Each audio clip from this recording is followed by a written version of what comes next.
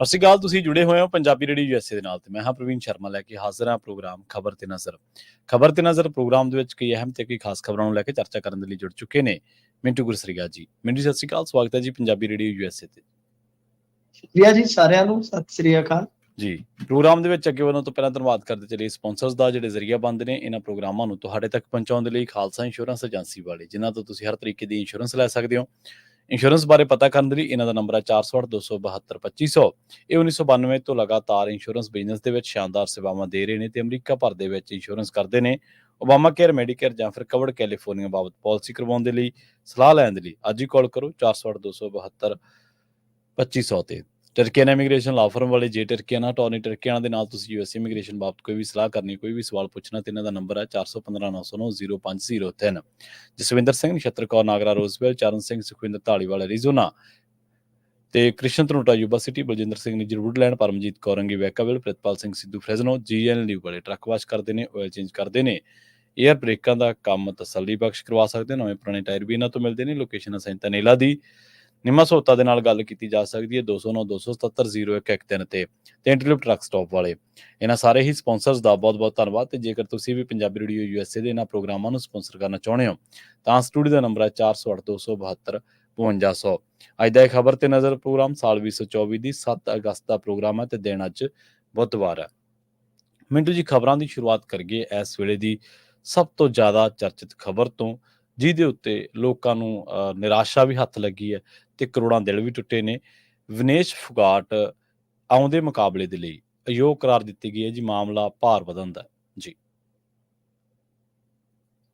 ਦੇਖੋ ਪ੍ਰਵੀਨ ਜੀ, ਇਹ ਮਾਮਲਾ ਜਿਹੜਾ ਹੈ ਨਾ, ਇਹਦੇ ਤੇ ਤੁਸੀਂ ਜੇ ਤਾਂ ਫੇਸਬੁੱਕ ਤੇ ਜਾਓਗੇ, WhatsApp ਤੇ ਜਾਓਗੇ ਤੇ ਇੱਥੇ ਤਰ੍ਹਾਂ ਤਰ੍ਹਾਂ ਦੇ ਗਿਆਨ ਝਾੜਦੇ ਤੁਹਾਨੂੰ ਵਿਅਕਤੀ ਮਿਲ ਜਾਣਗੇ ਜੀ। ਬਿਲਕੁਲ। ਜਿਹੜਾ ਇੰਟਰਨੈਸ਼ਨਲ 올림픽 ਸੰਘ ਹੈ, ਠੀਕ ਹੈ, ਐਤਕੀ ਇਹਨਾਂ ਦੇ ਵਿਵਾਦ ਬਹੁਤ ਹੈ। ਮੈਂ ਉਹਦੀ ਲੰਮੀ ਇੱਕ ਲਿਸਟ ਤੁਹਾਨੂੰ ਦੱਸ ਸਕਦਾ ਕਿ ਉਦਘਾਟਨ ਤੋਂ ਲੈ ਕੇ ਬਹੁਤ ਸਾਰੇ ਕਹਿ ਲਓ ਕਿ ਜਿਹੜੇ ਇੱਧਰ ਸੱਜੇ ਪੱਖੀ ਆ ਈਸਾਈ, ਉਹਨਾਂ ਦੇ ਇਤਰਾਜ਼ਾਂ ਤੋਂ ਲੈ ਕੇ ਜੇ ਗੱਲ ਕੀਤੀ ਜਾਵੇ ਤੇ ਵਿਨੇਸ਼ ਫੋਗਾਟ ਤੋਂ ਇੱਥੋਂ ਤੱਕ ਆਉਂਦਿਆਂ ਤੁਹਾਨੂੰ ਕਈ ਜਿਹੜੇ ਆ ਉਹ ਇਸ ਤਰ੍ਹਾਂ ਦੇ ਕੰਟਰੋਵਰਸ਼ੀਅਲ ਮਾਮਲੇ ਮਿਲ ਜਾਣਗੇ ਜਿਹਦੇ ਵਿੱਚ ਆਪਾਂ ਕਿੰਤੂ ਕਰ ਸਕਦੇ। ਜੀ ਜੀ ਬਿਲਕੁਲ। ਪਰ ਇਹ ਸਾਫ਼ ਆ, ਇਹ ਸਪਸ਼ਟ ਆ ਕਿ ਦੇਖੋ ਵਿਨੇਸ਼ ਫੋਗਾਟ ਦਾ ਜਿਹੜਾ ਮਸਲਾ ਹੈ ਨਾ, ਉਹ ਥੋੜਾ ਤਕਨੀਕੀ ਤੌਰ ਤੇ ਸਮਝਣ ਦੀ ਜ਼ਰੂਰਤ ਆ। ਹੁਣ ਤਕਨੀਕੀ ਤੌਰ ਤੇ ਆਪਣੇ ਚ ਕੋਈ ਸਮਝਣ ਵਾਲਾ ਬੰਦਾ ਹੀ ਨਹੀਂ ਹੈਗਾ, ਮਾਦਾ ਹੀ ਨਹੀਂ ਰੱਖਦਾ। ਤੁਸੀਂ ਸੋਚ ਕੇ ਦੇਖੋ, ਜੇ ਵਿਨੇਸ਼ ਫੋਗਾਟ ਦੇ ਨਾਲ ਕੋਈ ਧੱਕਾ ਹੋਇਆ ਜੀ ਤਾਂ ਕੀ ਵਿਨੇਸ਼ ਫੋਗਾਟ ਬੋਲ ਨਹੀਂ ਸਕਦੀ?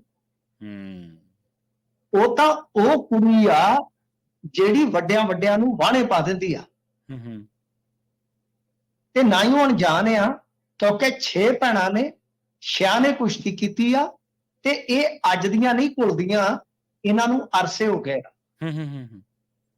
ਠੀਕ ਹੈ ਨਾ ਜੀ, ਅਰਸੇ ਹੋ ਗਏ ਇਹਨਾਂ ਨੂੰ, ਨਿੱਕੀਆਂ ਘੁਲਦੀਆਂ ਰਹੀਆਂ। ਕੁਝ ਭੈਣਾਂ ਤੇ ਰਿਟਾਇਰ ਹੀ ਹੋ ਗਈਆਂ ਕੁਸ਼ਤੀ ਤੋਂ, ਹੈਗੀਆਂ ਵੈਸੇ ਚਚੇਰੀਆਂ ਨੇ।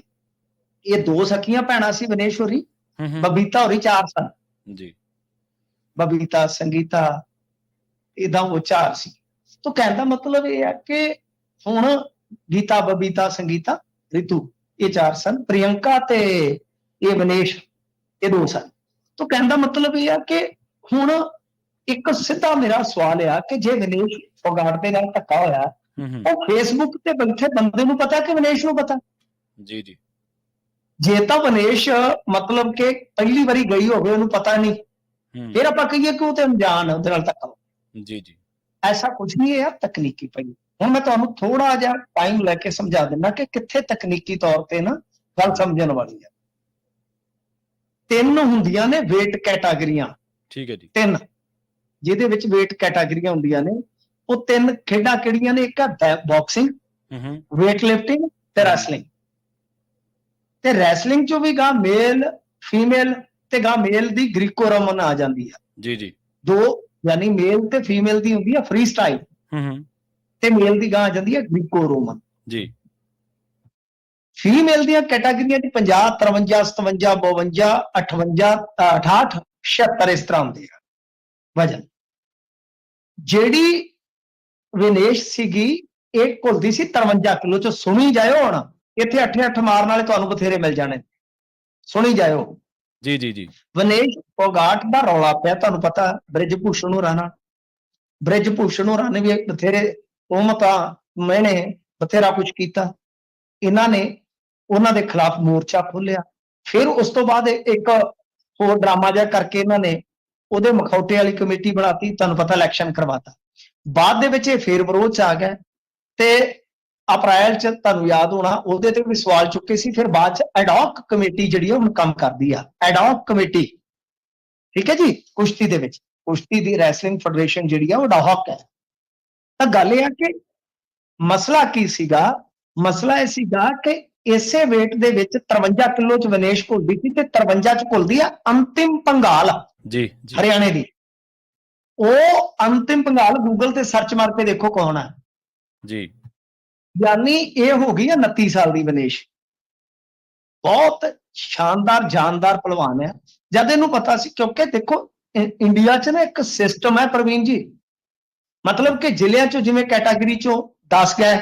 ਸੁਣੋ ਹੁਣ ਮੇਰੀ ਗੱਲ, ਇਤਮਾਨਾਨ ਨਾਲ ਸੁਣਦੇ ਜਾਓ, ਤੁਹਾਨੂੰ ਤਾਂ ਸਮਝਾਉਣੀ ਹੈ। ਜੀ ਜੀ। ਮੰਨ ਲਓ ਜ਼ਿਲ੍ਹੇ 'ਚ 10 ਗਏ 53 ਕਿਲੋ 'ਚ, 10 ਚੋਂ ਜਿਹੜੇ 10 ਹੋ ਗਏ ਨਿਚੋੜ, ਉੱਥੇ ਜ਼ਿਲ੍ਹੇ ਪੱਧਰ ਤੇ ਉਹਨਾਂ ਚੋਂ ਜਿਹੜਾ ਇੱਕ ਰਹਿ ਗਿਆ, ਜਿਹੜਾ 9 ਨੂੰ ਢਾ ਗਿਆ, ਉਹਨੇ ਸਟੇਟ 'ਚ ਜਾਣਾ ਜੀ। ਤੇ ਜਿਹੜੇ ਸਟੇਟ 'ਚ ਇਕੱਠੇ ਹੋ ਗਏ ਉਹਨਾਂ ਸਾਰਿਆਂ 'ਚੋਂ ਇੱਕ ਗਾਂ ਜਿਹੜਾ ਢਾ ਗਿਆ ਤੇ ਗਾਂ ਨੈਸ਼ਨਲ 'ਚ ਵੀ ਉਸੇ ਕੈਟਾਗਰੀ 'ਚ ਤੁਹਾਨੂੰ ਟ੍ਰਾਇਲ ਦੇਣੇ ਪੈਣੇ। ਟ੍ਰਾਇਲ ਦਾ ਰੌਲਾ ਪਿਆ ਸੀ ਨਾ, ਯਾਦ ਹੈ? ਉਹ ਆਹੀ ਸਿਸਟਮ ਸੀ।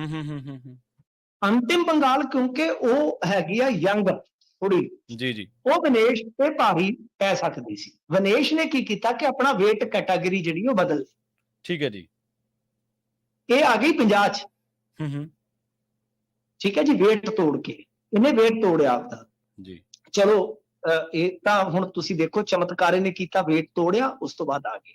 ਠੀਕ ਹੈ, ਇਹ ਹੁਣ ਤੱਕ ਦੀ ਕਹਾਣੀ ਹੈ ਕਿ weight ਕੈਟਾਗਰੀ ਕਿਸ ਤਰ੍ਹਾਂ ਚੱਲਦੀ ਹੈ ਤੇ ਕਿਸ ਤਰ੍ਹਾਂ ਵਿਨੇਸ਼ ਨੇ ਬਦਲ ਦਿੱਤੀ। ਵਿਨੇਸ਼ ਨੇ ਇੱਥੇ ਆ ਕੇ ਸਾਰਿਆਂ ਨੂੰ ਹੈਰਾਨ ਕਰ ਦਿੱਤਾ। weight ਤੋੜਨ ਤੋਂ ਬਾਅਦ ਇਹਨੇ ਸੰਸਾਰ ਚੈਂਪੀਅਨ ਨੂੰ ਵੀ ਹਰਾ ਦਿੱਤਾ, ਸੋਸਾਕੀ ਨੂੰ। ਸੋਸਾਕੀ ਨੂੰ ਹਰਾ ਦਿੱਤਾ, ਜਿਸ ਵੇਲੇ ਸਨਸਨੀ ਫੈਲ ਗਈ। ਅੱਜ ਤੱਕ 82 ਮੁਕਾਬਲਿਆਂ ਚੋਂ ਅਨਬੀਟਨ ਸੀ ਇੰਟਰਨੈਸ਼ਨਲ। ਵੱਡੀ ਗੱਲ ਹੈ, ਬਿਲਕੁਲ। ਸਨਸਨੀ ਫੈਲ ਗਈ ਜਿਸ ਵੇਲੇ, ਤੇ ਮਤਲਬ ਕਿ ਪੱਕਾ ਹੋ ਗਿਆ ਸੀ ਕਿ ਮੈਡਲ ਇਹਨੇ ਲੈਣਾ। ਹੁਣ ਆ ਜਾਓ ਅੱਜ ਦੀ ਤਾਰੀਖ 'ਚ ਜੋ ਵਾਕਿਆ ਹੋਇਆ, 100 ਗ੍ਰਾਮ 50 ਗ੍ਰਾਮ ਚ ਨਵੀਂ weight ਆ ਪ੍ਰਵੀਨ ਜੀ। ਹੁਣ ਜਿੰਨਾ weight ਤੋੜ ਕੇ ਇਹ ਆਈ ਆ ਕੁੜੀ, ਕੁਛ ਨਾ ਕੁਛ ਤੇ ਖਾਣਾ ਹੀ ਆ ਨਾ। weight ਦਾ ਇੱਕ ਅਸੂਲ ਹੈ, ਜਿੰਨਾ ਮਰਜ਼ੀ ਤੋੜ ਲਓ, ਜਿੰਨਾ ਤੁਹਾਡਾ ਨੈਚੁਰਲੀ weight ਹੈ ਨਾ, ਜੇ ਤੁਸੀਂ 1 ਕਿਲੋ ਵੀ ਖਾ ਲਿਆ ਤੇ ਤੁਹਾਡਾ ਉੱਥੇ ਜੇ ਚਲੇ ਜਾਣਾ। ਅੱਛਾ, ਠੀਕ ਹੈ। ਹਾਂਜੀ ਸਰ, ਕਿਉਂਕਿ ਮੈਂ ਖੁਦ weight ਕੈਟਾਗਰੀ 'ਚ ਕਬੱਡੀ ਖੇਡਿਆ ਤੇ ਅਸੀਂ ਲਾਸਟ 6 ਤੇ ਟੀਕੇ ਲਾ ਕੇ ਰਾਤੋਂ ਰਾਤ ਵੀ ਘਟਾਏ। ਮੈਂ ਨਹੀਂ, ਬਹੁਤ ਸਾਰੇ ਮੁੰਡੇ ਹੁੰਦੇ ਸੀ ਜਿਨ੍ਹਾਂ ਨੇ 62 ਚੋਂ 58 ਚ ਆਉਣਾ ਜਾਂ 57 ਚ ਆਉਣਾ, 60 ਤੋਂ 57 ਚ ਆਉਣਾ। ਉਹ ਇਦਾਂ ਰਾਤੋਂ ਰਾਤ ਕਰ ਲੈਂਦੇ ਸੀ ਕਿ ਇੱਕ ਇਵੈਂਟ 'ਚ ਖੇਡਣਾ, ਕੱਲ ਸਵੇਰੇ 57 ਚ ਖੇਡੇ, ਅਗਲੇ ਦਿਨ 62 60 ਦੇ ਮੈਚ ਆ, ਰੋਟੀ ਖਾ ਕੇ ਫਿਰ ਵਧਾ ਲਾਂਗੇ। ਠੀਕ ਹੈ ਜੀ। ਸੋ ਗੱਲ ਇਹ ਆ ਕਿ ਇੱਥੇ ਆ ਕੇ ਇੱਕ ਪੰਗਾ ਪੈ ਗਿਆ। ਹੁਣ ਤਕਨੀਕੀ ਦੱਸ ਦੇਣਾ ਮੈਂ ਤੁਹਾਨੂੰ, ਜਿੱਥੇ ਇੱਕ ਪੰਗਾ ਪੈਂਦਾ, ਜਿਹੜਾ ਰੂਲ ਇਹਨਾਂ ਨੇ ਬਦਲਿਆ। ਪਹਿਲਾਂ ਜਿਹੜੇ ਕੈਟਾਗਰੀ ਦੇ ਸੀ 50 ਜਾਂ 53 ਕੈਟਾਗਰੀ ਦੇ, ਉਹ ਇੱਕੋ ਦਿਨ ਚ ਮੈਚ ਹੋ ਜਾਂਦੇ ਸੀ। ਮਤਲਬ ਕਿ ਪਲੇਅਰ ਨੇ weight ਕਰਾਇਆ, ਉਹਦਾ weight ਗ੍ਰੀਨ ਸਿਗਨਲ ਹੋ ਗਿਆ ਤੇ ਉਸੇ ਦਿਨ ਹੀ ਉਹਨੇ ਫਾਈਨਲ ਲੜ ਜਾਣਾ, ਯਾਨੀ ਉਹਨੂੰ ਦੁਬਾਰਾ weight ਕਰਾਉਣ ਦੀ ਜ਼ਰੂਰਤ। ਹੁਣ ਰੂਲ ਬਦਲਵੇਂ ਕੀ ਆ ਕਿ 2 ਦਿਨ ਚੱਲਦੇ ਆ ਕੈਟਾਗਰੀ ਦੇ ਮੁਕਾਬਲੇ। ਇੱਕ ਸਮਝ ਗਏ ਨਾ? ਕੱਲ ਖੇਡ ਗਈ ਵਿਨੇਸ਼, ਜਿਵੇਂ ਹੁਣ ਉਹਨੇ ਭੁੱਖੇ ਰਹਿ ਕੇ ਪਤਾ ਨਹੀਂ ਕਿੰਨਾ weight ਤੋੜਿਆ ਹੋਏਗਾ, ਤਾਂ ਉਹਨੇ ਥੋੜਾ ਬਹੁਤਾ ਤਾਂ ਕੁਛ ਨਾ ਕੁਛ ਖਾਦਾ ਪੀਤਾ ਹੋਏਗਾ ਨਾ, ਪਾਣੀ ਜੋ ਵੀ ਹੈ, weight ਕਰਵਾ ਕੇ। ਉਹ ਰਾਤ ਨੂੰ, ਇਹ ਆਫੀਸ਼ੀਅਲੀ ਹੁਣ ਵਰਜ਼ਨ ਹੈ, ਜਾ ਕੇ ਲੱਭ ਲਿਓ ਆਫੀਸ਼ੀਅਲੀ ਇਹ ਇੰਡੀਅਨ ਟੀਮ ਦਾ, ਕਿ ਰਾਤ ਨੂੰ 2 ਕਿਲੋ ਵਜਨ ਵੱਧ ਗਿਆ ਸੀ। ਜਦੋਂ ਵੱਧ ਗਿਆ ਤੇ ਰਾਤ ਸਾਰੀ ਰਾਤ ਸੁੱਤੀ ਨਹੀਂ, ਟਰਾਈ ਕੀਤਾ, ਮਤਲਬ ਕਿ ਰੱਸੀ ਟੱਪੀ ਜਾਂ ਕੁਝ ਵੀ ਆ, ਮਤਲਬ ਕਿ ਉਹਨੇ ਕੋਸ਼ਿਸ਼ ਭਰਪੂਰ ਕੀਤੀ, 100 ਗ੍ਰਾਮ ਅੜ ਗਿਆ। ਹੁਣ ਪਹਿਲੇ ਦਿਨ 30 ਮਿੰਟ ਹੁੰਦੇ ਪਹਿਲਵਾਨ ਕੋਲ ਜੀ ਕਿ ਉਹ ਜਿੰਨੀ ਵਾਰੀ ਮਰਜ਼ੀ ਕੰਡੇ ਤੇ ਚੜ ਜਾਏ। ਠੀਕ ਹੈ ਜੀ। ਜਿਹੜਾ ਦੂਜੇ ਦਿਨ ਦਾ ਰੂਲ ਹੈ, ਉੱਥੇ ਸਿਰਫ 15 ਮਿੰਟ ਮਿਲਦੇ ਆ ਤੁਹਾਨੂੰ। 15 ਮਿੰਟਾਂ 'ਚ ਜੇ ਤਾਂ weight ਸੈੱਟ ਕਰਕੇ ਤੁਸੀਂ ਆ ਗਏ ਜਿਹੜਾ ਇੱਕ ਉੱਥੇ ਸਾਰੇ ਪ੍ਰੋਸੈਸ ਦੀ ਰਿਕਾਰਡਿੰਗ ਹੁੰਦੀ, ਆਪਣੇ ਬੰਦੇ ਤੇ ਇੱਥੇ ਐਵੇਂ ਮਾਰੀ ਜਾਂਦੇ ਨੇ ਯਾਰ। ਉਹ ਸਾਰੇ ਪ੍ਰੋਸੈਸ ਦੀ ਰਿਕਾਰਡਿੰਗ ਹੁੰਦੀ ਆ, ਹਾਲਾਂਕਿ ਪਰਸਨਲ ਮਾਮਲਾ ਹੁੰਦਾ ਹੈ, ਤੁਹਾਨੂੰ ਪਤਾ ਇਸ ਤਰ੍ਹਾਂ ਦੀ ਜੋ ਇਹਨਾਂ ਨੇ ਪੋਸ਼ਾਕ ਪਾਈ ਹੁੰਦੀ ਹੈ, ਇਸੇ ਤਰ੍ਹਾਂ ਦੀ ਸਾਰੀ ਉਹ ਹੁੰਦੀ ਹੈ ਪੋਸ਼ਾਕ, ਉਹ weight ਉਹਨਾਂ ਘੱਟ ਕਰ ਦਿੰਦੇ ਨੇ। ਅੱਛਾ, ਹੁਣ ਤੁਸੀਂ ਦੇਖੋ ਕਿ ਸਾਰੀ ਵੀਡੀਓਗ੍ਰਾਫੀ ਹੋਣ ਤੋਂ ਬਾਅਦ ਜਿਹੜਾ ਓਲੰਪਿਕ ਅਧਿਕਾਰੀ ਹੁੰਦਾ, ਅਫੀਸ਼ਲ ਹੁੰਦਾ ਹੈ, ਜਦ ਉਹਦੇ ਸਾਈਨ ਹੋ ਜਾਂਦੇ ਆ ਤਦ ਪਹਿਲਵਾਨ ਰਿੰਗ 'ਚ ਜਾ ਸਕਦਾ ਹੈ। ਠੀਕ ਹੈ ਜੀ। ਪਹਿਲਵਾਨ ਗੱਦਿਆਂ ਤੇ ਜਾ ਸਕਦਾ, ਠੀਕ ਹੈ ਜੀ, ਜਾਂ weight lifting ਵਾਲੇ ਗਰਾਊਂਡ 'ਚ ਜਾ ਸਕਦਾ ਜਦ ਉਹਦੇ ਸਾਈਨ ਹੋਣਗੇ, ਠੀਕ ਹੈ ਜੀ। ਅੱਛਾ, ਉਸ ਤੋਂ ਬਾਅਦ ਹੁਣ ਹੋਇਆ ਕੀ ਆ ਕਿ ਇੱਕ ਚੀਜ਼ ਦਿਨੇਸ਼ ਫੋਗਾਟ ਦੇ ਕੋਲ ਸੀ, ਕਿਉਂਕਿ ਇੱਕ ਰੂਲ ਜਿਹੜਾ ਰੂਲ ਹੈ ਇਹਨਾਂ ਦਾ, ਰੂਲ ਬੁੱਕ 'ਚ ਜਾ ਕੇ ਪੜ੍ਹ ਲਿਓ। ਲਾਸਟ ਤੇ ਜੋ ਇਹਨਾਂ ਦੀ UWW ਦੀ ਰੂਲ ਬੁੱਕ ਆ, ਉਹਦੇ 'ਚ ਇਹਦੇ ਵਿੱਚ ਲਾਸਟ ਕਿਹਾ ਕਿ ਜੇ ਕੋਈ ਪਲੇਅਰ ਇੰਜਰਡ ਹੋ ਜਾਂਦਾ ਜੀ, ਆਪਣਾ ਨਾਮ ਵਾਪਸ ਲੈ ਲੈਂਦਾ, ਤਦ ਉਹਦਾ weight ਨਹੀਂ ਹੋਏਗਾ। ਮਤਲਬ ਹੁਣ ਜਾਤੇ ਸੀ ਇਹ ਆਪਣਾ ਨਾਮ ਵਾਪਸ ਲੈ ਲੈਂਦੀ ਜੀ, ਤਾਂ ਫਿਰ ਇਹਨੂੰ ਮਤਲਬ ਕਿ ਫਾਈਨਲ ਦੇ ਵਿੱਚ ਵਾਕਓਵਰ ਦੇਣ ਤੇ ਦੂਜਾ ਸਥਾਨ ਮਿਲ ਜਾਣਾ ਸੀ। ਪਰ ਵਿਨੇਸ਼ ਇਤਿਹਾਸ ਰਚਨਾ ਚਾਹੁੰਦੀ ਸੀ, ਉਹ ਰਚ ਸਕਦੀ ਸੀ। ਉਹਨੂੰ ਅੰਤਲੇ ਉਹਨੇ ਵਾਲ ਵੀ ਕਟਾ ਦਿੱਤੇ, ਨਹੁੰ ਵੀ ਕੱਟੇ, ਬਹੁਤ ਕੁਝ ਕੀਤਾ ਅੰਤਲੇ ਪਲ ਤੱਕ, ਪਰ ਉਹ ਜਿਹੜਾ 150 ਗ੍ਰਾਮ ਦਾ ਮਾਮਲਾ ਸੀ ਉਹ ਅਟਕ ਗਿਆ। ਤੇ ਜਿਵੇਂ ਮੈਂ ਤੁਹਾਨੂੰ ਦੱਸਿਆ ਕਿ ਮਿੰਟ ਹੁੰਦੇ ਆ 15 ਮਿੰਟਾਂ ਤੋਂ ਬਾਅਦ ਤੁਸੀਂ ਟਾਈਮ ਨਹੀਂ ਲੈ ਸਕਦੇ। ਤਾਂ ਇਹਨੂੰ ਹੁਣ ਤੁਸੀਂ ਕਹਿ ਲਓ ਕਿ ਜੇ ਤਾਂ ਚੀਟਿੰਗ ਕਰਨੀ ਹੁੰਦੀ ਤਾਂ ਫਿਰ ਉਹ ਅੰਤਲੇ ਪਲ 'ਚ ਇਹ ਬਹਾਨਾ ਲਾਇਆ ਜਾ ਸਕਦਾ। ਚੀਟਿੰਗਾਂ ਚੱਲਦੀਆਂ ਵੀ ਨੇ, ਇਹ ਕਹਿ ਲਓ ਕਿ ਰਣਨੀਤੀ ਹੁੰਦੀ ਹੈ, ਗੇਮ 'ਚ ਚੱਲਦਾ ਸਭ ਕੁਝ। ਇਹ ਤਾਂ ਏਦਾਂ ਨਾਲ ਇਨਬਾਕਸ 'ਚ ਮੇਰੇ ਆਇਆ, ਸਾਡੀ ਕਾਫੀ ਚਰਚਾ ਹੋਈ, ਉਹਨੇ ਵੀ ਇਹਨਾਂ ਚੀਜ਼ਾਂ ਤੇ ਸਹਿਮਤੀ ਦਿੱਤੀ, ਪਰ ਉਹ ਕਹਿੰਦਾ ਕਿ ਸ਼ਾਇਦ ਵਿਨੇਸ਼ ਫੋਗਾਟ ਨੂੰ ਪਤਾ ਨਹੀਂ ਹੋਏਗਾ, ਉਹਦੇ ਨਾਲ ਦੇ ਸਟਾਫ ਨੂੰ ਪਤਾ ਹੋਏਗਾ। ਮੈਂ ਕਿਹਾ ਜੀ ਤੁਹਾਨੂੰ ਪਤਾ ਉਹਦਾ ਕੋਚ ਕੌਣ ਹੈ? ਬੈਸਟ ਕੋਚਾਂ 'ਚੋਂ ਹੰਗਰੀ ਦਾ ਕੋਚ ਹੈ ਉਹਦਾ, ਤੇ ਆਪ ਉਹਨਾਂ ਦਾ ਪਰਿਵਾਰ, ਮੈਂ ਜਿਵੇਂ ਦਾ ਦੱਸਿਆ ਕਿ ਉਹ ਹੈ ਹੀ ਕੁਸ਼ਤੀ ਵਾਲਾ, ਤੇ ਖੁਦ ਮਹਾਂਵੀਰ ਫੋਗਾਟ ਨੇ ਕਿਹਾ ਕਿ ਰੂਲ ਦੇ ਅਨੁਸਾਰ ਹੀ ਚੱਲਣੀ ਹੁੰਦੀ ਹੈ ਗੇਮ। ਰੂਲ ਇਹ ਕਹਿੰਦਾ ਕਿ 1 ਗ੍ਰਾਮ ਦੀ ਵੀ ਛੋਟ ਨਹੀਂ ਦਿੱਤੀ ਜਾ ਸਕਦੀ, 1 ਗ੍ਰਾਮ ਦੀ। ਸੋ ਇਹ ਆ ਟੈਕਨੀਕਲਿਟੀ ਸਾਰੀ ਜੋ ਹੋਈ ਆ, ਪਰ ਬਹੁਤ ਨਿਰਾਸ਼ਾ, ਮੈਨੂੰ ਪਰਸਨਲੀ ਵੀ ਨਿਰਾਸ਼ਾ, ਕਿਉਂਕਿ ਇਹ ਇਹਦਾ ਲਗਭਗ ਲਾਸਟ ਇੱਕ ਵੱਡਾ ਇਵੈਂਟ ਸੀ ਵਿਨੇਸ਼ ਦਾ, ਸੰਸਾਰ ਦੇ ਵਿੱਚ ਮਤਲਬ ਕਿ ਝੰਡਾ ਬੁਲੰਦ ਕਰ ਜਾਣਾ ਸੀ, ਪੱਕਾ ਗੋਲਡ ਸੀ ਇਹਦਾ, ਪੱਕਾ। ਉਹ 150 ਦਾ ਅੜਿੱਕਾ ਹੁੰਦਾ, ਪੱਕਾ 101%। ਪਰ ਗੱਲ ਇਹ ਆ ਕਿ ਤੁਸੀਂ ਹੁਣ ਜਾ ਕੇ ਪੀਟੀ ਊਸ਼ਾ ਦੀ ਫੋਟੋ ਦੇਖ ਲਓ, ਉਹਨੂੰ ਗਲੂਕੋਜ਼ ਲੱਗੀ ਆ। ਮੈਂ ਜਿਵੇਂ ਤੁਹਾਨੂੰ ਦੱਸਿਆ ਕਿ weight ਉਹਨੇ ਤੋੜਿਆ ਤਾਂ ਬਹੁਤ ਭੁੱਖੀ ਰਹਿ ਕੇ ਜਾਂ ਜ਼ਬਰਦਸਤ ਤਰੀਕੇ ਨਾਲ weight ਤੋੜਨ ਦਾ ਯਤਨ ਕੀਤਾ। ਜਾ ਕੇ ਪੀਟੀ ਊਸ਼ਾ ਵਾਲੀ ਫੋਟੋ ਦੇਖੋ ਗੂਗਲ ਤੇ, ਜੇ ਤੁਸੀਂ ਦਿਖਾ ਸਕਦੇ ਤੇ ਦਿਖਾ ਦੇਣਾ ਟੀਵੀ ਤੇ, ਤਾਂ ਉਹਨੂੰ ਡ੍ਰਿਪ ਲੱਗੀ ਹੋਈ ਹੈ, ਉਹ ਮੁਸਕਰਾ ਰਹੀ ਆ। ਪੀਟੀ ਊਸ਼ਾ ਖੁਦ ਨੂੰ ਮਿਲ ਕੇ ਆਈ ਆ, ਤੇ ਹਾਲਾਂਕਿ ਇਸ ਰੂਲ ਦੀ ਹੁਣ ਬਹੁਤ ਆਲੋਚਨਾ ਵੀ ਹੋ ਰਹੀ ਆ ਕਿ ਇਹੀ ਹੋਣਾ ਚਾਹੀਦਾ ਕਿ ਇੱਕ ਵਾਰੀ ਜਿਸ ਪਹਿਲਵਾਨ ਦਾ weight ਆ ਗਿਆ, ਇੱਕੇ ਦਿਨ ਉਹ ਆਪਦਾ ਕੈਟਾਗਰੀ ਦਾ ਮੁਕਾਬਲਾ ਖਤਮ ਕਰ। ਇਸ ਪੱਖ ਤੋਂ ਹੁਣ ਇਸ ਵਾਰੋਂ ਕਹਿ ਲਓ ਕਿ ਬਹੁਤ ਜ਼ਬਰਦਸਤ ਚੱਲੀ ਆ। ਬਾਕੀ ਬਈ ਹਰੇਕ ਦੇ ਆਪੋ ਆਪਣੇ ਵਿਚਾਰ ਆ। ਮੈਂ ਤੁਹਾਨੂੰ ਰੂਲ ਬੁੱਕ ਤੋਂ ਲੈ ਕੇ, ਕੈਟਾਗਰੀ ਤੋਂ ਲੈ ਕੇ weight ਘਟਾਉਣ ਤੱਕ ਦੀ ਸਾਰੀ ਕਹਾਣੀ ਜਿਹੜੀ ਆ ਦੱਸ ਦਿੱਤੀ ਜੀ। ਬਿਲਕੁਲ, ਦੇਖੋ ਮਿੰਟੂ ਜੀ, ਇਹ ਟੈਕਨੀਕਲ ਜਿਹੜੀਆਂ ਚੀਜ਼ਾਂ ਨੇ ਉਹ ਤਾਂ ਬਿਲਕੁਲ ਸਮਝਣ ਵਾਲੀਆਂ ਨੇ, ਤੇ ਇਹਦੇ ਵਿੱਚ ਕੋਈ ਦੋ ਰਾਏ ਨਹੀਂ ਕਿ ਦਿਲ ਟੁੱਟੇ ਨੇ ਜ਼ਰੂਰ ਲੋਕਾਂ ਦੇ। ਹਾਂ ਠੀਕ ਹੈ, ਲੋਕਾਂ ਨੂੰ ਕਈ ਵਾਰੀ ਭਾਰਤ ਦੇ ਉੱਤੇ ਜਾਂ ਮੋਦੀ ਸਰਕਾਰ ਦੇ ਉੱਤੇ ਜਾਂ ਬ੍ਰਿਜ ਭੂਸ਼ਣ ਦੇ ਮਾਮਲੇ ਦੇ ਨਾਲ ਵੀ ਕਈ ਲੋਕ ਜੋੜ ਕੇ ਦੇਖ ਰਹੇ ਨੇ, ਪਰ ਫਿਰ ਵੀ ਟੈਕਨੀਕਲ ਦੇ ਵਿੱਚ ਜਿਵੇਂ ਆਪਾਂ ਬੜੀ, ਤੁਸੀਂ ਪ੍ਰਵੀਨ ਜੀ ਪਲੀਜ਼ ਮੇਰੀ ਇੱਕ ਗੱਲ ਨੂੰ ਅੰਡਰਸਟੈਂਡ ਕਰਿਓ ਕਿ ਜੇ ਮੋਦੀ ਸਰਕਾਰ ਦਾ ਇੰਨਾ ਇਨਫਲੂਐਂਸ ਹੈ, ਬ੍ਰਿਜ ਭੂਸ਼ਣ ਵਰਗੇ ਬੰਦੇ ਦਾ ਜੇ ਇੰਨਾ ਹੀ ਆ, ਤੇ ਫਿਰ ਤੇ ਭਾਰਤ ਦੇ ਹਰੇਕ ਬੰਦੇ ਦੇ ਗੱਲ 'ਚ ਤੁਸੀਂ ਉੱਥੇ ਪੈਰਿਸ 'ਚ ਗੋਲਡ ਦੇਖਣਾ ਸੀ। ਨਹੀਂ, ਮੈਂ ਉਹੀ ਗੱਲ ਕਹਿ ਰਿਹਾ ਨਾ, ਮੈਂ ਕਿਹਾ ਵੀ ਸੁਣੋ 5 ਮੈਡਲ ਜਿਹੜੇ ਆ ਨਾ, ਉਹ ਕਹਿ ਲਓ ਕਿ ਇਹ ਬਿਲਕੁਲ 5 ਮੈਡਲ ਇੰਡੀਆ ਦੇ ਜਿਹੜੇ ਆ ਨਾ, ਉਹ ਜਿੱਦਾਂ ਕਹਿ ਲਓ 009 ਪੁਆਇੰਟ ਤੇ ਜਾ ਕੇ ਗਏ ਚਲੇ ਬਿਲਕੁਲ, ਹਨਾ। ਸੋ ਗੱਲ ਇਹ ਆ ਕਿ ਜਿਹੜੀ ਇੰਟਰਨੈਸ਼ਨਲ ਓਲੰਪਿਕ ਸੰਘ ਹੈ ਸਰ, ਕਿਸੇ ਦੀ ਨਹੀਂ ਸੁਣਦੀ। ਭਾਰਤੀ ਓਲੰਪਿਕ ਸੰਘ ਨੇ ਅਪੀਲ ਪਾਈ ਰੋਹਿਤ ਦੀ, ਅਮਿਤ ਰੋਹੀਦਾਸ ਦੀ, ਗੋਲੀ ਉਹਨਾਂ ਨੇ ਕਰਕੇ ਅੱਗੇ ਇੱਕ ਮੈਚ ਦਾ ਹੋਰ ਬੈਨ ਕਰਤਾ। ਤੁਸੀਂ ਸੋਚ ਕੇ ਦੇਖੋ ਕਿ ਜੇ ਇਹਨਾਂ ਦੀ ਇੰਨੀ ਚੱਲਦੀ ਹੁੰਦੀ, ਅਮਿਤ ਰੋਹੀਦਾਸ ਤੇ ਬੈਨ ਲੱਗਣ ਦਿੰਦੇ ਸਨ। ਸੋ ਇੰਟਰਨੈਸ਼ਨਲ ਓਲੰਪਿਕ ਸੰਘ ਕਿਸੇ ਦੀ ਨਹੀਂ ਸੁਣਦਾ। ਇੱਥੇ ਐਵੇਂ ਕਿ ਮੋਦੀ ਹੋਰਾਂ ਨੇ ਕਰ ਦਿੱਤਾ, ਸਗੋਂ ਮੋਦੀ ਨੇ ਤੇ ਇਹਦੇ ਹੱਕ 'ਚ ਟਵੀਟ ਵੀ ਕਰ ਦਿੱਤਾ ਸੀ ਅੱਜ। ਠੀਕ ਹੈ ਜੀ ਜੀ। ਤੇ ਮਿੰਟੂ ਜੀ ਅਗਲੀ ਖਬਰ ਦੇ ਵੱਲ ਵਧੀਆ ਗੱਲ ਕਰੀਏ ਲਾਰੈਂਸ ਬਿਸ਼ਨੋਈ ਦੀ ਇੰਟਰਵਿਊ ਦੇ ਮਾਮਲੇ ਦੀ। ਉਸ ਮਾਮਲੇ ਬਾਰੇ ਹੁਣ ਕੋਈ ਵੱਡਾ ਖੁਲਾਸਾ ਹੋਇਆ ਜੀ?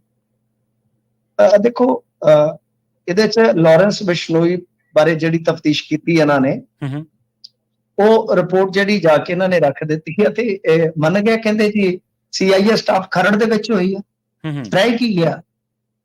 ਹੁਣ ਇੱਕ ਕਹਿੰਦੇ ਕਿ ਇੰਟਰਵਿਊ ਜਿਹੜੀ ਆ ਉਹ ਹੋਈ ਆ ਜੀ ਹਜ਼ੂਰ ਜਾ ਕੇ ਰਾਜਸਥਾਨ ਦੀ ਜੇਲ੍ਹ ਦੇ ਵਿੱਚ, ਤੇ ਸਾਡੇ ਵਰਗੇ ਤੇ ਬਥੇਰਾ ਚਿਰ ਪਹਿਲਾਂ ਹੀ ਕਹਿਣ ਡਏ ਸੀਗੇ ਕਿ ਮਹਾਰਾਜ ਇਹ ਇੱਥੇ ਹੋਈ ਜੇ ਪੰਜਾਬ 'ਚ। ਇਹਨਾਂ ਨੇ ਜਾ ਕੇ ਐਫੀਡੈਵਿਟ ਵੀ ਦਿੱਤਾ, ਬਥੇਰੀਆਂ ਗੱਲਾਂ ਕੀਤੀਆਂ, ਪਰ ਇਹ ਸਾਫ਼ ਸੰਕੇਤ ਸੀਗਾ ਕਿ ਇੰਟਰਵਿਊ ਇੱਥੇ ਹੋਈ ਆ, ਇੰਟਰਵਿਊ ਇੱਥੇ ਹੋਈ ਆ। ਹੁਣ ਰਾਜਸਥਾਨ ਨੂੰ ਵੀ ਪਾਰਟੀ ਬਣਾਉਣਗੇ ਤਾਂ SIT ਦੀ ਜਾਂਚ ਦੇ ਵਿੱਚ ਇਹ ਗੱਲ ਦਾ ਖੁਲਾਸਾ ਹੋ ਗਿਆ। ਇਹ ਕਿਸ ਨੇ ਕਰਵਾਈ ਆ ਜੀ, ਇਹ ਹੁਣ ਵੇਖਣ ਵਾਲੀ ਗੱਲ ਹੈ ਕਿ ਕੋਈ ਤਾਂ ਐਸਾ ਵੀ ਇਹਨਾਂ ਦਾ CIA ਇੰਚਾਰਜ ਹੁੰਦਾ ਕਿ ਜਿਹੜਾ ਰਾਤ ਨੂੰ ਬਿਨਾਂ ਹੱਥ ਕੜੀ ਤੋਂ ਕੱਢ ਕੇ ਇਹ ਕੈਟਾਗਰੀ ਦਾ ਗੈਂਗਸਟਰ ਹੈ, ਉਹਦੀ ਬੇਲਣ ਦੇ ਨਾਲ ਮਾਰਨ ਤੁਰ ਪੈਂਦਾ, ਮੁੜ ਕੇ ਉਹ ਹੱਥ ਮਲਦਾ ਰਹਿ ਜਾਂਦਾ ਤੇ ਉਹਦੇ ਹੱਥੋਂ ਹੱਥ ਕੜੀ ਲੱਗ ਜਾਂਦੀ। ਤੇ ਉਸ ਤੋਂ ਪਹਿਲਾਂ ਉਹਦੀਆਂ ਤਸਵੀਰਾਂ ਵਾਇਰਲ ਹੋ ਜਾਂਦੀਆਂ ਨੇ ਕਿ ਚੰਡੀਗੜ੍ਹ ਦੇ ਪੱਬਾਂ ਤੇ ਕਲੱਬਾਂ 'ਚ ਜਾ ਕੇ ਠੁਮਕੇ ਮਾਰਦਾ ਫਿਰਦਾ, ਕੱਚੇ ਬਨਾਣਾ ਵੀ ਉਹਨੇ ਉੱਥੇ ਜਾ ਕੇ ਖਰੀਦਦਾਰੀ ਵੀ ਕੀਤੀ ਉਹਨਾਂ ਤੋਂ।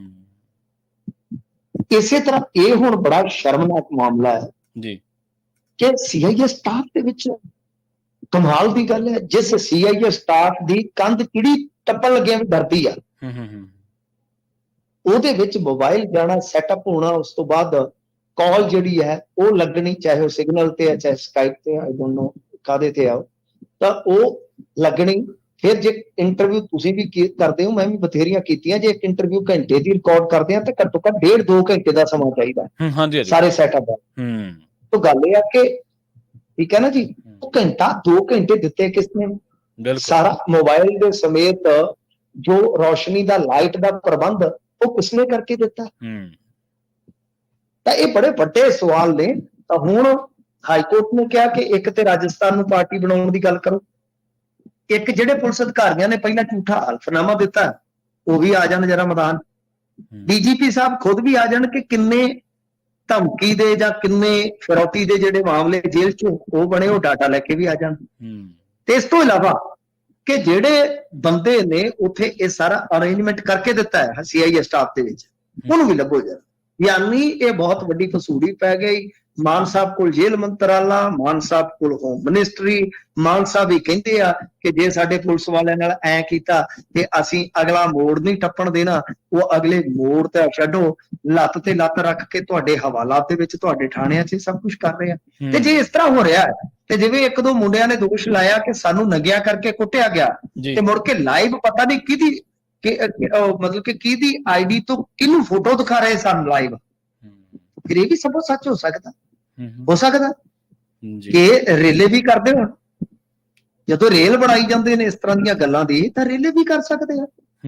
ਤਾਂ ਇਹ ਤਾਂ ਫਿਰ ਮਾਮਲਾ ਜਿਹੜਾ ਪੰਜਾਬ ਪੁਲਿਸ ਨੂੰ, ਮਾਨ ਸਾਹਿਬ ਨੂੰ ਕਾਫੀ ਜ਼ਿਆਦਾ ਪੁੱਠਾ ਪੈ ਗਿਆ। ਖੈਰ ਦੇਖੋ, ਇਹ ਵੈਸੇ ਕਲੀਅਰ ਹੋ ਗਿਆ ਅੱਜ ਕੋਰਟ ਨੂੰ ਇਹਨਾਂ ਨੇ ਜਾ ਕੇ ਜੋ ਰਿਪੋਰਟ ਸੌਂਪੀ ਆ ਕਿ ਵਾਕਿਆ ਇਹ CIA ਸਟਾਫ ਖਰੜ ਦੇ ਵਿੱਚ ਇੰਟਰਵਿਊ ਜਿਹੜੀ ਆ ਕੀਤੀ ਗਈ ਸੀ ਜੀ। ਤੇ ਸ਼੍ਰੋਮਣੀ ਕਮੇਟੀ ਦੇ ਪ੍ਰਧਾਨ ਸਾਹਿਬ ਕਹਿ ਰਹੇ ਨੇ ਮਿੰਟੂ ਜੀ, ਕਹਿੰਦੇ ਘੱਟ ਗਿਣਤੀਆਂ ਦੀ ਸੁਰੱਖਿਆ ਯਕੀਨੀ ਬਣਾਵੇ ਮੁਸਲਿਮ ਭਾਈਚਾਰਾ। ਦੇਖੋ ਬੰਗਲਾਦੇਸ਼ ਦੇ ਸੰਦਰਭ ਚ ਕਹਿ ਰਹੇ ਹੋਣਗੇ ਕਿਉਂਕਿ ਉੱਥੋਂ ਕੁਝ ਖਬਰਾਂ ਆ ਰਹੀਆਂ ਨੇ ਕਿ ਬਈ ਜਿੱਦਾਂ ਉੱਥੇ ਮਾਈਨੋਰਿਟੀ ਹੈ ਹਿੰਦੂ, ਹਿੰਦੂ ਕਿਸੇ ਸਮੇਂ 22-23% ਸਨ, ਹੁਣ ਉੱਥੇ 7-8%। ਪਰ ਫਿਰ ਵੀ ਤੁਸੀਂ ਵੇਖੋਗੇ ਤੇ ਕਰੋੜ ਜਾਂ ਕਰੋੜ ਤੋਂ ਥੋੜਾ ਉੱਤੇ ਉਹਨਾਂ ਦਾ ਅੰਕੜਾ ਬਣਦਾ ਬਸ। ਤੇ ਖਬਰਾਂ ਇਹ ਆ ਰਹੀਆਂ ਨੇ ਕਿ ਮੰਦਰਾਂ ਨੂੰ ਜਾਂ ਕੁਝ ਘਰਾਂ ਨੂੰ ਨਿਸ਼ਾਨਾ ਬਣਾਇਆ ਜਾ ਰਿਹਾ। ਪਰ ਇਹ ਵੀ ਗੱਲ ਵਰਣਨਯੋਗ ਆ ਕਿ ਕੁਝ ਮੁਸਲਮਾਨ ਹਿੰਦੂਆਂ ਦੇ ਯਾਨੀ ਘੱਟ ਗਿਣਤੀਆਂ ਦੇ ਘਰਾਂ ਤੇ ਪਹਿਰਾ ਵੀ ਦੇ ਰਹੇ ਜੀ। ਦੂਜੀ ਗੱਲ ਕਿ ਇਹਨਾਂ ਨੇ ਇਦਾਂ ਕਹਿ ਕੇ ਇੱਕ ਅਪੀਲ ਹੁੰਦੀ ਆ ਕਿਉਂਕਿ ਉੱਥੇ ਹਾਲਾਤ ਜਿਹੜੇ ਨੇ ਬੜੇ ਇਸ ਵੇਲੇ ਵਿਗੜੇ ਹੋਏ ਨੇ ਪ੍ਰਵੀਨ ਜੀ। ਜੇ ਉਹਦੇ ਹੁਣ ਸੰਦਰਭਾਂ 'ਚ ਜਾਵਾਂਗੇ, ਕਾਰਨਾਂ 'ਚ ਜਾਵਾਂਗੇ ਜਾਂ ਸੰਭਾਵਨਾਵਾਂ 'ਚ ਜਾਵਾਂਗੇ ਤੇ ਉਹ ਲੰਮਾ ਚੌੜਾ ਵਕਤ ਚਾਹੀਦਾ। ਮੈਂ ਉਧਰ ਨਾ ਜਾਂਦਾ ਹੋਇਆ ਤਾਂ ਇਹ ਕਹਾਂਗਾ ਕਿ ਇਹਨਾਂ ਨੇ ਚੰਗਾ ਕੀਤਾ ਹੈ। ਕੁਝ ਜਿਹੜੇ ਮੁਸਲਮਾਨ ਨੇ ਬਹੁਤ ਹੀ ਜ਼ਿਆਦਾ ਕੱਟੜ ਸਿੱਖਾਂ ਪ੍ਰਤੀ ਬਹੁਤ ਘਟੀਆ ਸ਼ਬਦਾਵਲੀ ਵੀ ਕਈ ਵਾਰ ਇਸਤੇਮਾਲ ਕਰਦੇ ਨੇ, ਪਰ ਘੱਟ ਗਿਣਤੀਆਂ ਸ਼ਬਦ ਜੇ ਇਸਤੇਮਾਲ ਕੀਤਾ ਹੈ ਸਾਡੇ ਸਿੰਘ ਸਾਹਿਬ ਨੇ ਜਾਂ ਸਾਡੇ ਐਸਜੀਪੀਸੀ ਪ੍ਰਧਾਨ ਨੇ ਜਾਂ ਕਿਸੇ ਵੀ ਸਿੱਖ ਨੇ, ਹਾਂਜੀ ਹਾਂਜੀ। ਤਾਂ ਮੇਰੇ ਖਿਆਲ ਦੇ ਨਾਲ ਇਹ ਇੱਕ ਬਹੁਤ ਉਦਾਰਵਾਦੀ ਸੋਚ ਹੈ। ਉਦਾਰਵਾਦੀ ਸੋਚ ਆ ਕਿ ਦੇਖੋ ਵੀ ਜਿੱਥੇ ਹਿੰਦੂਆਂ ਤੇ ਕਿਤੇ ਜ਼ੁਲਮ ਹੋ ਰਿਹਾ ਤਾਂ ਉਹ ਹਿੰਦੂਆਂ ਦੀ ਵੀ ਗੱਲ ਕਰ ਰਹੇ ਕਿ ਨਹੀਂ। ਬੇਸ਼ੱਕ ਇੱਥੇ ਦੂਜੀਆਂ ਘੱਟ ਗਿਣਤੀਆਂ ਨਾਲ ਕਿਸ ਤਰ੍ਹਾਂ ਦਾ ਸਲੂਕ ਹੁੰਦਾ ਹੈ ਉਹ ਆਪਾਂ ਵੀ ਦੇਖਦੇ ਹਾਂ ਕਈ ਵਾਰ। ਇਹ ਨਹੀਂ ਮੈਂ ਕਹਿੰਦਾ ਕਿ ਹਰ ਟਾਈਮ 24 ਘੰਟੇ ਹਰੇਕ ਬੰਦੇ ਨਾਲ, ਪਰ ਜੋ ਹੁੰਦਾ ਉਹ ਸਬਕ ਲੈਣਾ ਚਾਹੀਦਾ। ਜੀ ਜੀ, ਸਬਕ ਲੈਣਾ ਚਾਹੀਦਾ ਇੱਥੋਂ ਦੇ ਲੋਕਾਂ ਨੂੰ ਵੀ। ਚੰਗੀ ਗੱਲ ਆ ਕਿ ਇਹਨਾਂ ਨੇ ਜੋ ਘੱਟ ਗਿਣਤੀ ਸ਼ਬਦ ਇਸਤੇਮਾਲ ਕੀਤਾ, ਨਾ ਕਿ ਸਿੱਖ ਸ਼ਬਦ ਇਸਤੇਮਾਲ ਕੀਤਾ। ਉੱਥੇ ਹੋ ਸਕਦਾ ਕੁਝ ਸਿੱਖ ਵੀ ਰਹਿੰਦੇ ਹੋਣ, ਬੰਗਲਾਦੇਸ਼ 'ਚ ਸਿੱਖ ਵੀ ਫਸੇ ਹੋ ਸਕਦੇ, ਪਰ ਇਹਨਾਂ ਨੇ ਘੱਟ ਗਿਣਤੀ ਸ਼ਬਦ ਇਸਤੇਮਾਲ ਕੀਤਾ। ਉਹਦੇ 'ਚ ਕੋਈ ਵੀ ਬੋਧੀ ਹੋਵੇ, ਜੈਨੀ ਹੋਵੇ ਜਾਂ ਮੁਸਲਿਮ ਭਾਈਚਾਰਿਆਂ ਦੇ ਵਿੱਚ ਵੀ ਸ਼ੀਆ ਸੁੰਨੀ ਬਥੇਰਾ ਹੁੰਦਾ, ਤੁਹਾਨੂੰ ਪਤਾ ਹੀ। ਜੀ ਜੀ, ਤਾਂ ਇਹਨਾਂ ਨੇ ਜਿਹੜਾ ਇਹ ਸ਼ਬਦ ਇਸਤੇਮਾਲ ਕੀਤਾ, ਮੈਂ ਕਹਿੰਦਾ ਕਿ ਯਕੀਨਨ ਬਹੁਤ ਅੱਛਾ, ਕਾਬਲੇ ਤਾਰੀਫ ਆ। ਤੇ ਉੱਥੋਂ ਦੇ ਹੁਣ ਜਿਹੜੇ ਹੈਗੇ ਨੇ ਜੀ ਜਮਾਤੇ ਇਸਲਾਮੀ ਵਾਲੇ, ਉਹ ਵੀ ਹਰਕਤ ਦੇ ਵਿੱਚ, ਉਹ ਪ੍ਰੋ ਪਾਕਿਸਤਾਨੀ ਆ, ਕੱਟੜ ਇਸਲਾਮੀ ਵਿਚਾਰਧਾਰਾ ਵਾਲੇ ਆ, ਉਹ ਆ ਗਏ ਮੈਦਾਨ 'ਚ, ਉਹਨਾਂ ਨੂੰ ਖੋਲਿਆ।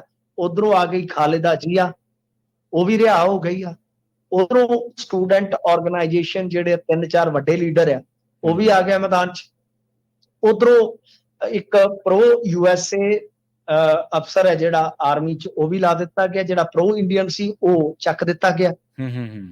ਤਾਂ ਇਸ ਤਰ੍ਹਾਂ ਕਰਕੇ ਉੱਥੇ ਹੁਣ ਇਹ ਹਾਲ ਬਣ ਗਿਆ ਕਿ ਪਤਾ ਨਹੀਂ ਜਦੋਂ ਤੱਕ ਸਥਿਰ ਸਰਕਾਰ ਨਹੀਂ ਆਉਂਦੀ, ਉਹ ਕਦੋਂ ਆਏਗੀ ਮੈਨੂੰ ਨਹੀਂ ਪਤਾ, ਪਰ ਉਦੋਂ ਤੱਕ ਇੱਕ ਖੁੱਲਾ ਮੈਦਾਨ ਬਣ ਗਿਆ ਜਿੱਥੇ ਪਾਕਿਸਤਾਨ ਵੀ ਤੁਹਾਨੂੰ ਦਿਖਾਈ ਦੇਵੇਗਾ, ਰਸ਼ੀਆ ਵੀ ਹੋ ਸਕਦਾ, ਚਾਈਨਾ ਵੀ ਹੋ ਸਕਦਾ, ਅਮਰੀਕਾ ਵੀ ਹੋ ਸਕਦਾ। ਤੇ ਭਾਰਤ ਦੇ ਹਾਲਾਤ ਤਕਰੀਬਨ ਇਜ਼ਰਾਈਲ ਵਰਗੇ ਬਣ ਗਏ। ਜਿਵੇਂ ਇਜ਼ਰਾਈਲ ਦਾ ਨਕਸ਼ਾ ਵੇਖੋਗੇ ਤੇ ਆਲੇ ਦੁਆਲੇ ਉਹਦਾ ਕੋਈ ਮਿੱਤਰ ਨਹੀਂ ਹੈਗਾ, ਕਿਸੇ ਨਾਲ ਨਹੀਂ ਬਣਦੇ। ਇੰਡੀਆ ਦੀ ਸੂਰਤ ਹਾਲ ਇਜ਼ਰਾਈਲ ਵਰਗੀ ਆ। ਤੇ ਜੇ ਸਥਿਤੀਆਂ ਇੱਥੇ ਗੜਬੜ ਹੁੰਦੀਆਂ, ਕੱਲ ਹਜ਼ੂਰ ਇੱਥੇ ਸਰਬਦਲੀ ਮੀਟਿੰਗ ਹੋਈ ਆ ਜੀ, ਤੇ ਆਪੋਜੀਸ਼ਨ ਨੇ ਸਾਰੇ ਅਧਿਕਾਰ ਸੌਂਪ ਦਿੱਤੇ ਪ੍ਰਧਾਨ ਮੰਤਰੀ ਨੂੰ, ਸਰਕਾਰ ਨੂੰ, ਕਿ ਜੋ ਵੀ ਤੁਸੀਂ ਬੰਗਲਾਦੇਸ਼ ਦੇ ਹੱਕ 'ਚ ਜਾਂ ਸੰਦਰਭ 'ਚ ਫੈਸਲਾ ਲੈਣਾ ਚਾਹੁੰਦੇ ਹੋ, ਤੁਸੀਂ ਆਜ਼ਾਦ, ਅਸੀਂ ਤੁਹਾਡੇ ਨਾਲ। ਠੀਕ ਹੈ। ਜਦੋਂ ਇੱਥੋਂ ਤੱਕ ਗੱਲਾਂ ਚਿੰਤਾਵਾਂ ਚਲੇ ਜਾਂਦੀਆਂ ਨਾ, ਤਾਂ ਫਿਰ ਜੀਓ ਪੋਲਿਟਿਕਸ ਦੇ ਵਿੱਚ ਇਹ ਗੱਲ ਸਮਝ ਲੈਣੀ ਚਾਹੀਦੀ ਆ ਕਿ ਚਿੰਤਾਵਾਂ ਕਿਸ ਗੱਲ ਨੂੰ ਲੈ ਕੇ ਆ, ਟ੍ਰੇਡ ਨੂੰ ਤੇ ਸਿਕਿਉਰਿਟੀ ਨੂੰ ਲੈ ਕੇ। ਦੋ ਹੀ ਦੇਸ਼ ਆ ਜਿਹਦੇ ਨਾਲ ਇੰਡੀਆ ਦਾ ਟ੍ਰੇਡ ਸਰਪਲਸ ਆ। ਪ੍ਰਥਮ US, ਪਹਿਲਾ US, ਦੂਸਰਾ ਬੰਗਲਾਦੇਸ਼। ਅਦਰਵਾਈਜ਼ ਬਾਕੀਆਂ ਨਾਲ ਤਕਰੀਬਨ ਘਾਟੇ ਵਾਲਾ ਵਪਾਰ ਜਾਂਦਾ ਹੈ। ਸੋ ਗੱਲ ਇਹ ਆ ਕਿ ਦੂਸਰਾ ਸਿਕਿਉਰਿਟੀ ਦਾ ਕੰਸਰਨ ਇਹ ਆ ਕਿ ਨਾਰਥ ਈਸਟ, ਉੱਥੇ ਹਲਚਲ ਹੋ ਸਕਦੀ ਆ, ਮਾਈਗ੍ਰੇਸ਼ਨ ਹੋ ਸਕਦੀ ਆ, ਹਿਜਰਤ ਹੋ ਸਕਦੀ ਆ। ਤੇ ਸਭ ਤੋਂ ਵੱਡੀ ਗੱਲ ਕਿ ਚਾਈਨਾ ਜਿਵੇਂ ਇਨਫਲੂਐਂਸ ਆਪਦਾ ਵਧਾਉਂਦਾ ਜਾਏਗਾ, ਔਖਾ ਹੋ ਜਾਏਗਾ। ਤਾਂ ਇਸ ਵੇਲੇ ਕੁੱਲ ਮਿਲਾ ਕੇ ਆਪਾਂ ਕਹਿ ਸਕਦੇ ਹਾਂ, ਇੱਕ ਪਾਸੇ ਚਾਈਨਾ, ਪਾਕਿਸਤਾਨ, ਨੇਪਾਲ, ਲੰਕਾ, ਮਾਲਦੀਵ, ਇਹ ਸਾਰੇ, ਮਿਆਂਮਾਰ, ਇਹ ਸਾਰੇ ਮੁਲਕ ਭਾਰਤ ਦੇ ਪਾਲੇ ਚੋਂ ਨਿਕਲ ਕੇ ਆਪਣਾ ਪਾਲਾ ਬਦਲ ਚੁੱਕੇ ਆ। ਸਿਰਫ ਤੇ ਸਿਰਫ ਇੱਕ ਭੂਟਾਨ ਬਚਿਆ, ਛੋਟਾ ਜਿਹਾ ਮੁਲਕ, ਉਹ ਵੀ ਕਿਉਂਕਿ ਇੱਕ ਸੰਧੀ ਦੇ ਨਾਲੋਂ ਵੱਜਾ ਇੰਡੀਆ 'ਚ। ਸੋ ਇਸ ਕਰਕੇ ਹੁਣ ਜੇ ਤੁਸੀਂ ਵੇਖੋਗੇ ਤਾਂ ਬੰਗਲਾਦੇਸ਼ ਦੇ ਵਿੱਚ ਜੇ ਅਸਥਿਰਤਾ ਰਹਿੰਦੀ ਆ, ਤਾਂ ਮੈਂ ਜਿਵੇਂ ਤੁਹਾਨੂੰ ਦੱਸਿਆ ਕਿ ਕਈ ਪੱਖ ਤੋਂ ਇੰਡੀਆ ਵਾਸਤੇ ਇਜ਼ਰਾਈਲ ਵਰਗੇ ਹਾਲਾਤ ਪੈਦਾ ਕਰ ਸਕਦੀ ਹੈ, ਕਿਉਂਕਿ ਇਹਨਾਂ ਨੂੰ ਹੋ ਸਕਦਾ ਆਉਣ ਵਾਲੇ ਸਮੇਂ 'ਚ 3 ਮੋਰਚਿਆਂ ਤੇ ਲੜਾਈ ਲੜਨੀ ਪਵੇ। ਲੜਾਈ ਦਾ ਮਤਲਬ ਯੁੱਧ ਨਹੀਂ ਹੁੰਦਾ, ਜਦੋਜਹਿਦ। ਪਾਕਿਸਤਾਨ ਫਰੰਟ, ਚਾਈਨਾ ਫਰੰਟ ਤੇ ਇਧਰੋਂ ਬੰਗਲਾਦੇਸ਼ ਵਾਲਾ ਫਰੰਟ ਵੀ ਹੋਣਾ। ਜੀ, ਤੇ ਮਿੰਟੂ ਜੀ ਗੱਲ ਕਰੀਏ ਮਾਨ ਸਾਹਿਬ ਦੀ, NRIs ਨੂੰ ਕੋਈ ਤੋਹਫਾ ਦਿੱਤਾ ਜੀ ਇਹਨਾਂ ਨੇ? ਹਾਂਜੀ ਬਿਲਕੁਲ, ਤੋਹਫਾ ਕਬੂਲ ਕਰਨਾ। ਤਾਂ ਉਹ ਕਹਿੰਦੇ ਕਿ ਜੀ 에ਅਰਪੋਰਟ ਤੇ ਤੁਹਾਨੂੰ ਇੱਕ ਸੈਂਟਰ ਖੋਲ ਕੇ ਦੇਣਾ ਹੈਗਾ, ਤੇ ਉਹਦੇ ਵਿੱਚ ਮਤਲਬ ਕਿ ਚਤੁਰਪਹਿਰ ਤੁਹਾਡੀ ਸੇਵਾ ਦੇ ਵਿੱਚ, ਖਿਦਮਤ ਦੇ ਵਿੱਚ ਆਪਾਂ ਹਾਜ਼ਰ ਰਹਿਣਾ। ਤਾਂ ਇਹ ਅੱਗੇ ਵੀ ਇਹਨਾਂ ਨੇ 1-2 ਵਾਰੀ ਮੈਨੂੰ ਲੱਗਦਾ ਕਿਹਾ, ਤੇ ਹੁਣ ਕਹਿੰਦੇ ਆ ਕਿ NRI ਲੋਕਾਂ ਨੂੰ ਮਦਦ ਵਾਸਤੇ ਇਹ 에ਅਰਪੋਰਟ ਜਿਹੜਾ ਮਤਲਬ ਕਿ 에ਅਰਪੋਰਟ ਤੇ ਕੇਂਦਰ ਹੈ ਜਿਹੜਾ, ਇਹ ਖੋਲਿਆ ਜਾਏ। ਠੀਕ ਹੈ ਜੀ। ਟਰਮੀਨਲ 3 ਤੇ ਕਹਿੰਦੇ ਆ ਜੀ ਇਹ ਬਣਾਇਆ ਜਾਏਗਾ।